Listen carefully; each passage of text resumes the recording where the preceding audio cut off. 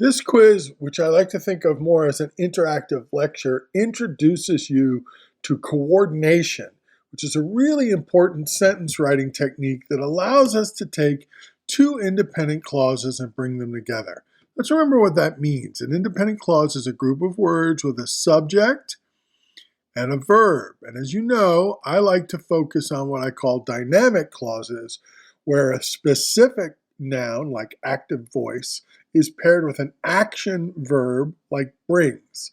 That pairing of a specific noun with an active verb I call a dynamic clause. It's just a way of thinking about independent clauses that emphasizes having that action verb over that to be verb. Anyway, in this sample here, we see there's the first clause, and then we see a second clause here with a noun, a subject, and a verb. What brings them together? This coordinating conjunction and a comma. So the way we think about coordination is two independent clauses are brought together, typically by one of three techniques. In the first technique, two independent clauses are joined by a comma and what we call a fanboys, or coordinating conjunction. Those are words like for, and, nor, but, or, yet, so.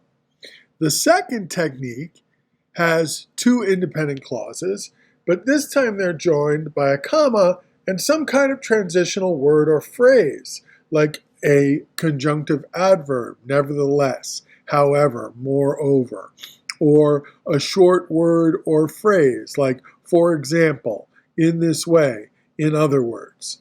So that's the second technique that allows you to bring two independent clauses together. And the third one is the most compressed. You just literally take two independent clauses and join them with a semicolon. So three techniques: comma with a coordinating conjunction, semicolon with a transitional phrase followed by a comma, and then just a semicolon. So the lecture you're going to read and the quiz questions go over this in much more detail, breaking down the different strategies and giving you lots of examples from both a lecture from me and from Reina Grande. So you're going to get a good look at a lot of different ways you can play with this technique, and then you can look for places where you can use it in your own writing.